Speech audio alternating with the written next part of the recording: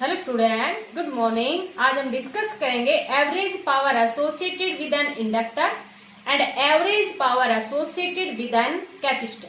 जैसे कि previous video में हमने डिस्कस किया था average power associated with RLC circuit. तो हमने क्या देखा था कि जो average power associated with an inductor और कैपेसिटर हमारे पास किसके इक्वल आई थी, जीरो की इक्वल आई थी। वही अभी हम डिस्कस करेंगे। तो पहले डिस्कस कर रहे हैं average power associated with an inductor. तो इसमें हम क्या मान लेंगे कि पहले हमारे पास कोई भी एक एसी सोर्स है। Late us consider an AC source connected with an inductor of inductance L. एक इंडक्टर के साथ कनेक्ट किया है जिसका इंडक्टेंस कितना है, एल। अब देखो, जैसे ही हम एसी सोर्स को कनेक्ट करेंगे तो करंट रीच हो जाएगा किससे, जीरो से maximum, zero to maximum. But ये भी आपको पता है कि एल है वो क्या करता है, अपोज करता है। L opposes the alternating EMF या अपोजिज द करंट। इंडक्टेंस है वो क्या करता है, अपोज करता है करंट को। इट मीन्स जैसे ही ये मैक्सिमम पहुंचेगा तो मैक्सिमम से फिर ये हमारे पास कितना आ जाएगा, मैक्सिमम टू जीरो आ जाएगा। इट मीन्स क्या देखा हमने कि जो एवरेज पावर है हमारे पास, जो एवरेज पावर होगी associated with an inductor is a zero. कितनी आ जाएगी, जीरो आ जाएगी। यही डिस्कस कर रहे हैं आप ये, ठीक है बेटा। अब देखो, ये भी हमने डिस्कस कर लिया कि जब एक इंडक्टर के साथ कनेक्ट करते हैं तो जो हमारे पास एनर्जी होती है स्टोर्ड इन एन इंडक्टर वो कितनी थी, Li²। और जब मैक्सिमम की बात कर लेते हैं तो ये पीक वैल्यू ले लेंगे। ये भी हम डिस्कस कर चुके हैं। अब हम शो करेंगे। तो जैसे कि हमने ये पढ़ा था, पीछे डिस्कस कर चुके हैं ये कि जब AC source connected with purely inductance, only inductance के साथ जब एसी सोर्स को कनेक्ट किया था तो हमारे पास क्या आया था, ई तो किसके इक्वल था, e not sine of omega t लेके चल रहे हैं हम, कोई भी सोर्स ऑफ अल्टरनेटिंग ईएमएफ जिसके साथ कनेक्ट कर रहे हैं। और करंट है इंडक्टेंस में वो हमारे पास कितना आया था, I equal to I not sine of omega t minus pi by two. और कैपेसिटेंस के केस में प्लस पाई बाई टू था, ठीक है बेटा।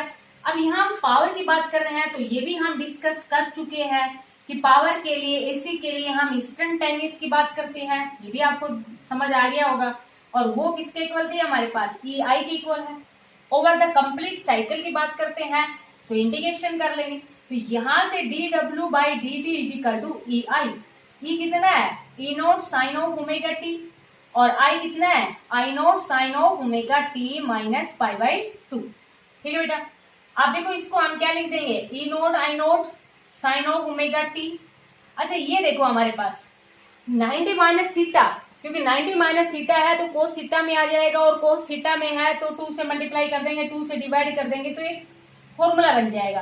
क्योंकि आपको बताया था कि इंटीग्रेशन में हमारे पास जितना हो सके तो हम सिंपल फॉर्मूला बनाने की कोशिश करते हैं। ये मैथमेटिक्स में आप पढ़ोगे तो आपको अच्छे से समझ भी आ जाएगा। भाई के स्टूडेंट के लिए इतना ही सफिशियंट है क्या, कि जैसे कि मान लीजिए ये 90 माइनस थीटा की फॉर्म में चेंज करेंगे ना, तो यहाँ माइनस ले लेंगे तो 90 माइनस थीटा, और थीटा की जगह हमारे पास कितना है, ओमेगा टी। समझ में आ गया होगा। ऐसा क्यों किया, देखो E naught I not sine of omega t, और साइन 90 माइनस थीटा क्या होता है, कोस ऑफ थीटा। समझ में आ गया होगा ना। अब क्या करेंगे, 2 से मल्टीप्लाई कर देंगे, 2 से डिवाइड कर देंगे, तो ये हमारे पास कितना आ जाएगा, E naught I naught by two, और ये फॉर्मूला बन गया। ये आपने पढ़ी रखा होगा, 2 साइन थीटा कोस थीटा क्या होता है, साइन 2 थीटा। तो ये कितना आ गया, साइन ऑफ 2 ओमेगा टी। तो ये हमारे पास किसके इक्वल आ गया, D W by d T के इक्वल आ गया, ठीक है बेटा। अब यहां से देखो, इसको रफ नहीं कर रहे क्योंकि कैपेसिटेंस का इसी में समझा देंगे, एक्सप्लेनेशन बाद में बताएंगे इसकी। तो ई नॉट आई नॉट, या इधर देख लो इसको, ठीक है बेटा, समझ में आ गया होगा ये। अब यहां देखो d W by d t is equal to क्या लिख देंगे, E naught I naught by two, ठीक है। इस टी को उस साइड ले जाएंगे, साइन ऑफ 2 ओमेगा टी और इंटू डी टी, और टोटल निकालने के लिए क्या कर देंगे, साइन माइनस का था यहाँ, इंटीग्रेटिंग है बोथ साइड, दोनों तरफ क्या कर दिया, इंटीग्रेशन कर दिया ओवर द कंप्लीट साइकिल। ठीक है बेटा, तो ये W is equal to E nought I nought by 2, और साइन ऑफ ओमेगा टी का इंटीग्रेशन क्या होता है, minus cos of omega T, तो माइनस से माइनस प्लस हो जाएगा, और डिवाइड बाई 2 ओमेगा, लिमिट लगा देंगे 0 से t। ठीक है बेटा, ये पढ़ चुके हो इसलिए थोड़ा जल्दी बता दिया, क्योंकि ये आपने पढ़ लिया है, पीछे भी आ चुका है। क्या आया था कि sine of 2 omega t into d t का integration over the complete cycle किसके इक्वल था, 0 के इक्वल, जैसे कि हमने प्रीवियस वीडियो में भी ये डिस्कस किया था, इसलिए आप यहाँ डायरेक्ट लिख दिया है। अब जब अपर लिमिट लगाओगे तो हमारे पास कोस 4 पाई बनेगा जो कि 1 होता है, लोअर लिमिट लगाओगे तो कोस 0 बनेगा जो कि 1 होता है, तो upper limit minus lower limit लगाओगे तो कितना बन जाएगा, 0। तो यहां से एवरेज पावर, देखो वर्क डन ही 0 आ गया, और जब वर्क डन 0 आ गया तो power associated with an inductor, ये भी हमारे पास कितनी आ गई, 0। तो शायद समझ में आ गया होगा। Average power associated with an inductor, जब एसी सोर्स को इंडक्टर के साथ कनेक्ट करेंगे तो average power associated with an inductor कितनी आ गई हमारे पास, 0। देखो आप बेटा यहाँ इसको डायरेक्ट भी लिख सकते हो, सोल्व नहीं करो क्योंकि डिपेंड करता है। अगर मान लीजिए बाय द वे ये 3 मार्क्स के अंदर क्वेश्चन आता है तब तो आपको इसको सोल्व करके दिखाना पड़ेगा। अगर 3 मार्क्स में नहीं आ रहा आपके पास क्वेश्चन तो आप इसको डायरेक्ट भी लिख सकते हो। 2 मार्क्स के अंदर है तो डायरेक्ट ये भी लिख सकते हो। सिंस जानते हैं हम ये sine of 2 omega t into d t किसके इक्वल होता है, 0 के इक्वल होता है। नहीं तो सोल्व करके दिखा देना। अपर लिमिट लगाओगे तो बेटा यहाँ बनेगा कोस 4 पाई, लोअर लगाओगे तो cos 0 बनेगा, cos 4 पाई 1 माइनस 1 तो कितना बन जाएगा, 0। तो average power associated with an inductor 0। अभी इसके एक्सप्लेनेशन बता रहे हैं, उससे पहले ये देखो average power associated with an किसकी बात कर लें, अब हमें कैपेसिटर की बात कर लें। तो कुछ भी चेंज नहीं करना बेटा। इसमें देखो मान लेंगे पहले स्टार्टिंग में let us consider an AC source is connected with an capacitor of capacitance C। ठीक है, तो फर्स्ट जो जैसे ही कैपेसिटर के साथ कनेक्ट करेंगे मींस एक कंडेंसर के साथ कनेक्ट करेंगे तो चार्ज है वो 0 से मैक्सिमम पहुंचाएगा, और जैसे ही कंप्लीटली प्लेट चार्ज हो जाएंगी देन आफ्टर देन वो डिस्चार्ज होना स्टार्ट कर देंगी, और जैसे ही डिस्चार्ज होना स्टार्ट करेंगी तो ओवर द कंप्लीट साइकिल जो यहाँ पर भी हमारे पास जो एवरेज पावर आएगी ओवर द कंप्लीट साइकिल वो किसके इक्वल आ जाएगी, 0 के इक्वल। ठीक है बेटा, सो कैसे करके दिखाएंगे, we know that when an AC source is connected with an capacitor of capacitance C then E is equal to E naught sin of omega t and I is equal to I naught sin of omega t plus pi by 2। इसलिए बेटा ये rough नहीं किया था क्योंकि बिल्कुल as it is वही होने वाला है, जहां माइनस है वहां पर प्लस कर दोगे, बस जहां माइनस है वहां पर क्या कर दिया, प्लस। शायद आपको समझ में आ गया होगा बेटा, जहां पर भी माइनस है यहाँ माइनस आ जाएगा क्योंकि यहाँ ऑलरेडी माइनस था। ठीक है बेटा, तो इसलिए वो प्लस बन गया था, लेकिन अब माइनस नहीं है तो यहाँ माइनस आ जाएगा तो भी कुछ फर्क नहीं पड़ने वाला, -0 भी 0 होता है। तो average power associated with an capacitor ये भी हमारे पास किसके इक्वल आ गया, 0 के। समझ आ गया बेटा। अब देखो यहाँ पर एक्सप्लेनेशन, क्योंकि क्वेश्चन अगर आपके पास यही आता है वो थोड़ा वैसे ही समझा रहे मीन्स अंडरस्टैंड हो जाए अच्छे से टॉपिक, इसलिए एक्सप्लेनेशन बता रहे हैं आपको। नहीं तो आपके पास क्वेश्चन इसी तरह से आता है कि average power associated with an inductor to show that, question ये आता है to show that average power associated with an inductor is 0 या average power associated with an capacitor is 0। इस तरह से आपके पास क्वेश्चन बनता है। अब देखो स्टार्टिंग में बेटा इंडक्टर की बात कर रहे हैं। अब इंडक्टर के लिए अभी हमने डिस्कस किया था, बिल्कुल सिंपल सा है। अभी हमने क्या देखा था कि E तो किसके इक्वल था, E not sine of omega t के इक्वल था, और I is equal to I not sine of omega t minus pi by 2। It means EMF, जो EMF है वो लीड्स कर रहा है, leads the current by phase angle pi by 2। कितने से लीड कर रहा है? π/2, मीन्स ये ज्यादा है π/2। देखो इसमें से तो माइनस हो रहा है और इसमें हमारे पास प्लस ही तो हो रहा है, ये इसमें प्लस π/2 पुट करेंगे तो यही वैल्यू आ जाएगी। तो यहाँ से हमारे पास ये क्या कर रहा है? इसको लीड कर रहा है। मीन्स देखो आप किस तरह से इसको रिप्रेजेंट कर दोगे बेटा, ये समझ आ गया? इसको रख कर देते हैं, मीन्स ईएमएफ है वो लीड कर रहा है, इतना ध्यान रखना है। तो देखो बेटा, जैसे कि हमारे पास जो फेजर डायग्राम हमने रिप्रेजेंट किए थे, फेजर डायग्राम, तो फेजर डायग्राम में देखो आपके पास क्या आ जाएगा, जैसे कि ये तो हमने ईएमएफ आ गया, तो जैसे कि पहले तो हम किसका ले लेते हैं? करंट का ले लेते हैं। ये हमने किसका ले लिया? करंट का ले लिया। समझ में आ गया बेटा? थोड़ा सा ये इधर बड़ा हो गया है, करंट का ले लेंगे, ये इधर ऐसे, ठीक है, ये करंट का हो गया। अब ईएमएफ है वो लीड कर रहा है, ये T/4 का है, ये 2T/4 का है, ये 3T/4 और ये हमारे पास क्या है? 4T/4। तो ईएमएफ है वो π/2 ज्यादा है। देखो बेटा, ये π/2 ज्यादा है, तो π/2 ज्यादा ले लिया, मीन्स ये हमारे पास ईएमएफ का है और ये किसका था? हमारे पास करंट का है। ठीक है बेटा, आप देखो ये आगे, ये इस तरह से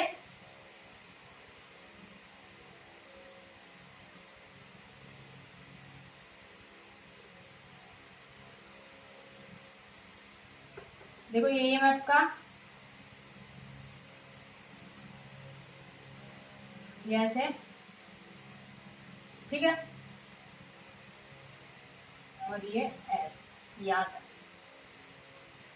ये हमारे पास किसका है? 4T/4 का। ठीक है बेटा, इसको पेंसिल से बनाओगे तो इरेज भी कर सकते हो, तो पेंसिल से ही बनाने होते हैं डायग्राम तो लगभग आपको। इसको थोड़ा सा और शार्प बना लो, ये यहां से यहाँ इस तरह से ऐसे शार्प बना लो। ठीक है बेटा, ध्यान रखना पीक वैल्यू इधर जितनी है उतनी ही इधर रिप्रेजेंट कर दो। समझ में आ गया होगा? ठीक है, अब देखो बेटा, ये हमारे पास किसका है? 2T/4 का, और ये हमारे पास किसका था? ये वाला 3T/4 का, और ये हमारे पास किसका है? 4T/4 का। समझ में आ गया? अब देखो यहां से आपको क्या दिख रहा है बेटा, कि जब 0 से T/4 की बात कर रहे हैं ना, 0 से T/4 की बात कर रहे हैं, तो E भी पॉजिटिव है, I भी पॉजिटिव है, तो पावर एसोसिएटेड विद VI लिख दो या EI लिख दो, तो वो हमारे पास कैसा आ गया? पॉजिटिव आया। एवरेज पावर एसोसिएटेड इन 0 से T/4 कितना आ गया? पॉजिटिव। ठीक है बेटा, अब आगे T/4 से 2T/4 की बात करूं, अब देखो बेटा, T/4 से ये भी पॉजिटिव है और ये भी पॉजिटिव है, बट ये कम होता जा रहा है, डिक्रीज होता जा रहा है ना। देखो ये भी पॉजिटिव था और ये भी हमारे पास, सॉरी, ये करंट है वो तो पॉजिटिव है, लेकिन ये जो ईएमएफ है वो हमारे पास कैसा है? नेगेटिव। T/4 से 2T/4, तो एवरेज पावर है वो कितनी आ जाएगी? नेगेटिव आ जाएगी। समझ में आया बेटा?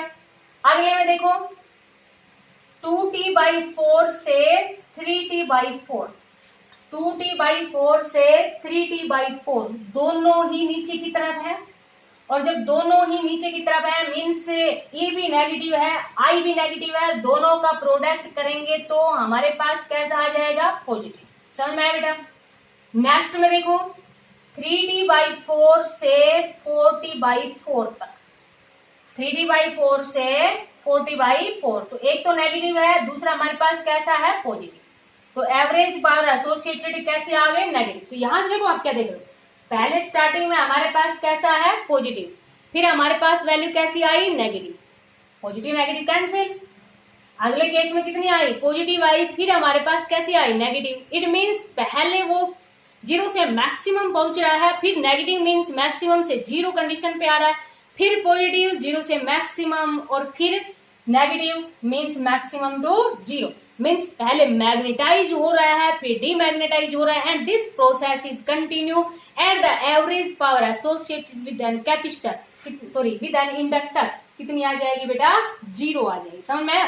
कैसे, देखो जैसे कि मान लीजिए इसको आप पे एवरेज पावर की फॉर्म में रिप्रेजेंट करना चाहो तो एवरेज पावर में देखो आपके पास क्या है कि जब 0 से t/4 की बात कर रहे थे, 0 से t/4 तो पावर कैसी है, पॉजिटिव।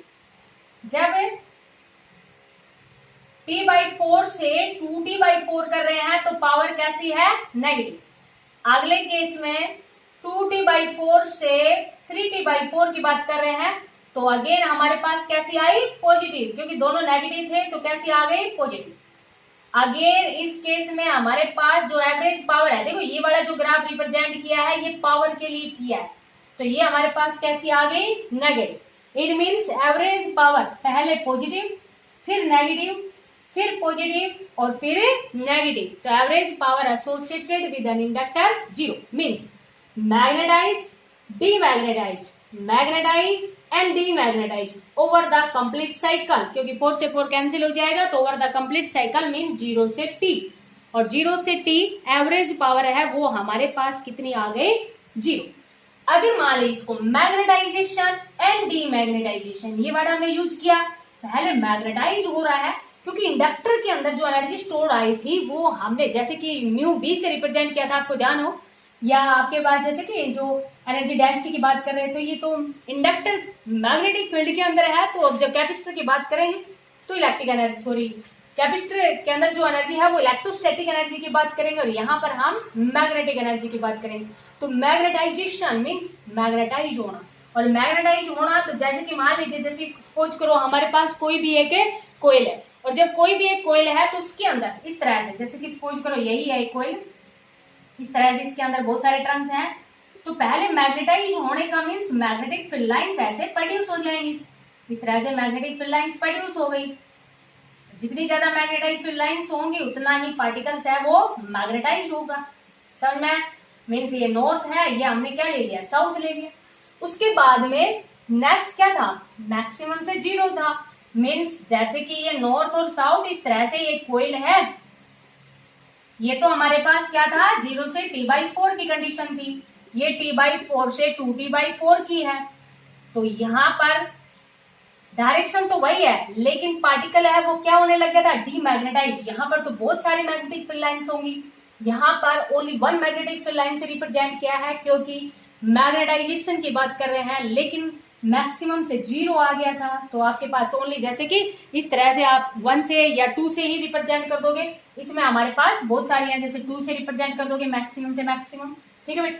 क्योंकि यहाँ देखो 2 से भी क्यों रिप्रेजेंट किया, एक भी नहीं ली, क्योंकि जो इंडक्टर है वो अपोज करता है फ्लो ऑफ करंट को, तो थोड़ा सा टाइम लगता है मैक्सिमम से 0 आने में भी और 0 से मैक्सिमम जाने में भी। अब यहाँ अगली कंडीशन क्या थी, 3t/4 से 4t/4, तो बस बेटा आपको क्या कर देना है, अगला जो डायग्राम होगा उसमें अपोजिट डायरेक्शन के अंदर है ना, पॉजिटिव तो था बट अपोजिट डायरेक्शन में था, तो अपोजिट डायरेक्शन में इधर तो नॉर्थ कर दोगे, इधर साउथ कर दोगे, और ये जो डायरेक्शन है इसको चेंज कर दोगे, तो ये हमारे पास क्या बन जाएगा, 2t/4 से 3t/4। अगली उसमें भी इधर तो क्या कर देंगे, नॉर्थ, इधर साउथ, डायरेक्शन को चेंज कर देंगे, ठीक है बेटा, क्योंकि डीमैग्नेटाइज हो रहा है इन अपोजिट डायरेक्शन के अंदर। तो शायद आपको ये समझ में आ गया होगा कि average power associated with an inductor कितनी रहेगी हमारे पास, 0, क्योंकि 0 से t/4 पॉजिटिव, t/4 से 2t/4 नेगेटिव, फिर हमारे पास पॉजिटिव आती है बट अपोजिट डायरेक्शन में, क्योंकि दोनों ही नेगेटिव होते हैं और प्रोडक्ट करते हैं तब पॉजिटिव ही आएगा, ठीक है बेटा। तो इसको आप अच्छे से समझना, शायद समझ में आ गया होगा, दोबारा देखोगे क्योंकि मैं यहाँ दोबारा रिपीट करूंगी तो आप दोबारा इसको वीडियो को देख ही लोगे तो और अच्छे से समझ आ जाएगा। अब average power associated with an capacitor की बात कर रहे हैं, तो देखो बेटा आपको समझ आ गया होगा। अभी जब कैपेसिटर की बात कर रहे थे तो स्टार्टिंग में चार्ज है वो, क्योंकि कैपेसिटर के अंदर जो एनर्जी स्टोर होती है वो ½ होती है, ये हम डिस्कस कर चुके हैं, ठीक है बेटा। तो पहले तो जो कैपेसिटर की प्लेट है 0 से t/4, तो पहले तो क्या करेगा, उसको चार्ज करेगा, देन आपके पास क्या करेगा, डिस्चार्ज करेगा। तो इसके अंदर भी जो फिगर है वो आपके पास उसी तरह का बनेगा, जैसे कि, क्योंकि यहाँ बस थोड़ा सा इस तरह से रिप्रेजेंट कर देना है कि I not sine of omega t plus pi by 2 लेते हैं। इसके अंदर कैपेसिटर के अंदर ये वाली कंडीशन थी और E is equal to E not sine of omega T. तो बस आपको जब डायग्राम इसके अंदर जब फेजर डायग्राम आप जब रिप्रेजेंट करोगे तो फेज डायग्राम में आपको उसी तरह से रिप्रेजेंट कर देना है जैसे कि जो I का लिया था वो V का ले लोगे, क्योंकि बस यहाँ पर क्या है, करंट लीड्स कर रहा है, current leads the EMF bye phase angle pi by 2। Means diagram आपको वैसे ही रिप्रेजेंट करना है, बस थोड़ा सा चेंज कर देना है। क्या चेंज करना है, ये जो हमने I का लिया था ना, ये वाला I का लिया था, इसको तो आप क्या ले लोगे, जो I का लिया था उसको आप V ले लेना। ठीक है बेटा, ये तो आपके पास V का हो जाएगा। और जो हमने T/4, 2T/4, 3T/4, ये 4T/4। ठीक है बेटा, तो जो हमने E का लिया था अब वो आपके पास किसका हो जाएगा, I का हो जाएगा। समझ में आ गया होगा। ठीक है, यहां से यहां तक इस तरह से बना लेना। ठीक है, उसके बाद में यहां से यहां तक। समझ में आया बेटा। तो ये हमारे पास क्या था, T/4, 2T/4, 3T/4, 4T/4।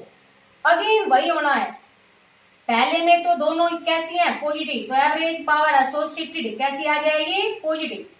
Next में यहां से यहां तक एवरेज पावर एसोसिएटेड नेगेटिव, दोनों ही नेगेटिव है, समझ आ गया होगा। तो एवरेज पावर एसोसिएटेड पॉजिटिव, ये जो ग्राफ बना रहे हैं ना ये किसका है, पावर का। और यहाँ इस केस में एक पॉजिटिव एक नेगेटिव, तो average power associated with negative. तो ओवर द कंप्लीट साइकिल वही बात है, 0 से T/4 पॉजिटिव, T/4 से 2T/4 नेगेटिव, 2T/4 से 3T/4 positive, but in opposite direction में है, क्योंकि दोनों ही नेगेटिव थे उस वे से पॉजिटिव हुआ है। और 3T/4 से 4T/4 कितना आ गया, negative. It means over the complete cycle again average power associated with an capacitor कितनी होगी, 0। मीन्स आप देखो, अब जैसे कि यहाँ पर चार्जिंग और डिस्चार्जिंग की बात करें, जब कैपेसिटर की बात करते हैं तो चार्ज की बात आती है, और जब इंडक्टर की बात करते हैं तो मैग्नेटिक फील्ड की बात आती है। तो ये चीज ध्यान रखना। तो चार्जिंग और डिस्चार्जिंग की बात करें तो पहले तो एवरेज पावर एसोसिएटेड है वो हमारे पास कैसी है, पॉजिटिव। इट मीन्स पहले तो जो कैपेसिटर की प्लेट है उसको क्या कर देगा, ये कैपेसिटर की जो प्लेट है उनको चार्ज कर देगा, इस तरह से चार्ज कर दिया। ये तो हमारे पास क्या है, 0 से T/4। बट जो अगला ही केस है उसमें क्या कर रहा है, इसको डिस्चार्ज कर रहा है। तो डिस्चार्ज करने के लिए कौन सी कंडीशन बेटा, यहाँ से T/4 से 2T/4, तो डिस्चार्ज कर दिया, डिस्चार्ज कर दिया 1 नेगेटिव चार्ज। ठीक है बेटा, अगले केस में आप कैसे रिप्रेजेंट कर दोगे, अपोजिट डायरेक्शन के अंदर। अपोजिट डायरेक्शन मीन्स नेगेटिव, और इधर हमारे पास क्या आ जाएगा, पॉजिटिव। उससे अगले केस में डिस्चार्ज कर देगा नेगेटिव, और इधर क्या आ जाएगा, पॉजिटिव। तो ये क्या था, 2T/4 से 3T/4, और ये 3T/4 से 4T/4। समझ आ गया होगा बेटा। पहले चार्जिंग, फिर discharging, charging in opposite direction and discharging in opposite direction. तो average power associated with an capacitor कितना, 0। Average power associated with an inductor 0। आप इसको 2 टाइम्स देख लेना, इनको ग्राफिकल रिप्रेजेंटेशन को, तो आपको अच्छे से समझ आ जाएगा। इसको आप अच्छे से, क्योंकि एवरेज पावर का एक क्वेश्चन बनता ही बनता है। ज्यादातर पॉसिबिलिटी तो आरएलसी सर्किट की होती है, लेकिन पता नहीं यहाँ से कहीं से भी कोई भी क्वेश्चन पूछा जा सकता है। तो आपको इसको अच्छे से अंडरस्टैंड करना है। Thank you, have a nice day.